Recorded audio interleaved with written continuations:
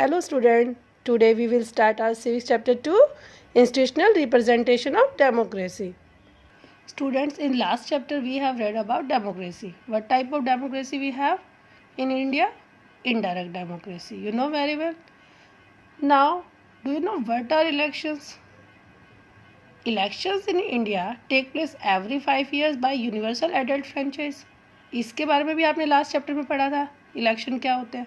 Election जो है India में प्रत्येक 5 वर्ष के बाद यूनिवर्सल एडल्ट फ्रेंचाइज के द्वारा होते हैं. अब यूनिवर्सल एडल्ट फ्रेंचाइज क्या है ये भी आपको बताया गया था लास्ट चैप्टर में.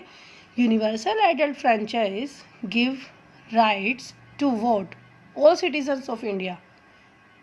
Any caste, any religion, any sex, it gives right to vote. These elections are held to choose and elect representative who will form the government. ये elections, इन इलेक्शन के थ्रू क्या करते हैं, पर्सन चूज करते हैं और अपना रिप्रेजेंटेटिव को इलेक्ट करते हैं, और जो वो रिप्रेजेंटेटिव होते हैं वो हमारी क्या बनाते हैं, गवर्नमेंट बनाते हैं, हमारी सरकार बनाते हैं. Representative that forms the government are elected at the centre, state and local levels.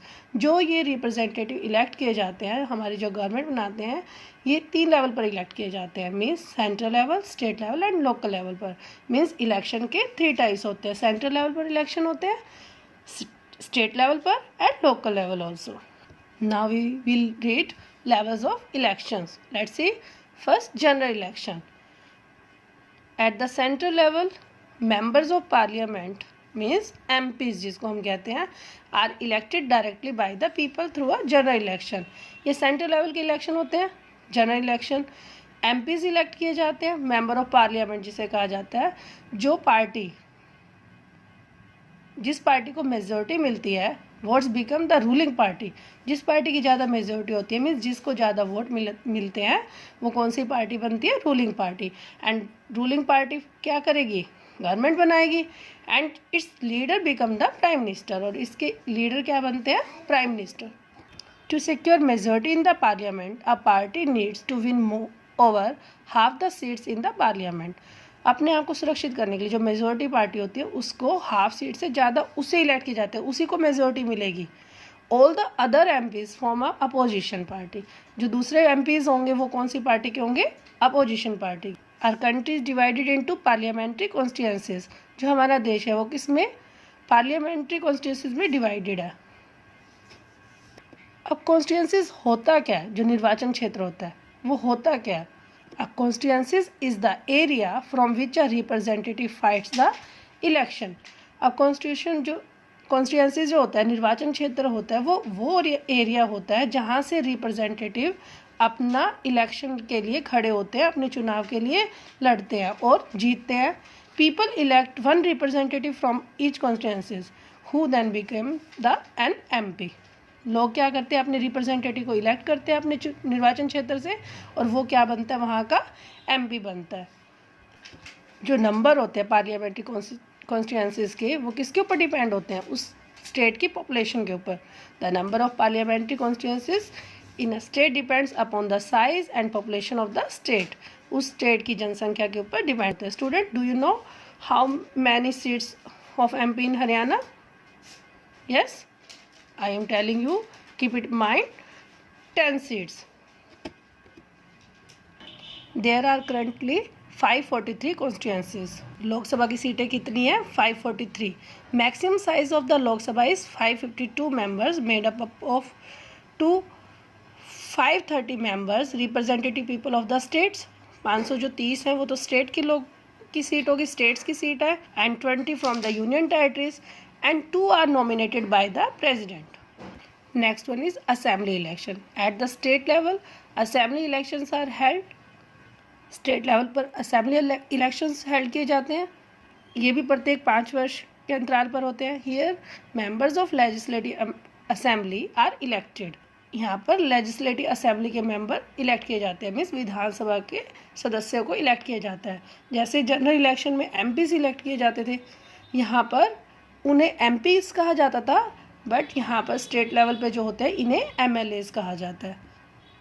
Next one is election to local bodies. At the local level election involve elections of local bodies such as panchayat व्यक्ति जो panchayat level पे होते हैं, municipal committees and municipal corporation जो आपके local level पर होते हैं, आपके वार्ड के भी जो इलेक्शन होते हैं जो आपके वार्ड से इलेक्ट किया जाता है। अब जो ये इलेक्शन होते हैं इन्हें कंडक्ट कौन कराता है? Let's no. Election commission. The election commission is the apex body that conducts election. जो इलेक्शन कमीशन होता है वो हाईएस्ट बॉडी होती है जो क्या कंडक्ट कराती है? हमारे election. Its head is called the chief election commissioner. इसके हेड को किस नाम से जाना जाता है? Chief election commissioner. Both the general and assembly election in India are held in accordance with the rules laid down by the Election Commission of India. अब the work of the Election Commission includes preparing voter list. अब जो कार्य है election commission का वो क्या क्या है, उसमें क्या क्या इंक्लूडेड है? प्रिपेयर करना वोटर्स की लिस्ट को, कैंडिडेट लिस्ट को जो वोट देने वाले हैं, अनाउंसिंग द डेट्स, किस दिन डेट होंगे, फॉर वोटर रजिस्ट्रेशन की, फिलिंग करने की, फॉर्म फिल करने की, नॉमिनेशन फॉर्म जो फिल किए जाते हैं, and withdrawal bye candidates, counting of votes जब वोटों की काउंटिंग होती है उनको, and finally declaring the result also कि फाइनली क्या डिक्लेयर करना, रिजल्ट कौन सी पार्टी विनिंग पार्टी है। ये सब काम कौन करता है? Election commission. The election commission also lays down the common code of conduct for the political parties. The political parties select their candidates after which the candidates file the nomination paper. जब candidate nomination form fill कर लेते हैं, political party किसको select करती है? अपने candidate को, कि कौन सा कैंडिडेट फाइल नामांकन का जो पेपर है वो फिल करेगा। The election commission verifies the information provided by the candidate in the nomination papers. अब इलेक्शन कमीशन की और क्या ड्यूटी बनती है? वो वेरीफाई करता है जो फाइल नॉमिनेशन ने फिल की है उसकी इन्फॉर्मेशन मतलब चेक करता है कि गिव्स कंप्लीट इन्फॉर्मेशन उसकी जो प्रोवाइड की है उसे चेक करता है जो भी उसने नॉमिनेशन पेपर में फिल किया है, and gives a go ahead और ask the candidate to withdraw his और नेम, और फिर उसे आगे का प्रोसीजर शुरू करता है। Thereafter the campaign start. इसके बाद आपको पता ही है कैंपेनिंग स्टार्ट हो जाता है, जो अभियान वोटिंग के लिए हमें वोट दीजिए। अब पॉलिटिकल कैंपेनिंग क्या होती है? Is an organize effort which seeks to influence the voters to vote for the public political party. अब पॉलिटिकल कैंपेनिंग होती क्या है? वो ऑर्गेनाइज की जाती है। अब प्रयत्न किए जाते हैं, लोगों को स्पीच दी जाती है या वोटर्स वोट इलेक्ट करने के लिए प्रिपरेशन की जाती है कि हमें वोट दीजिए। During the campaigning candidate share their ideas, goals and visions for the country with the voters.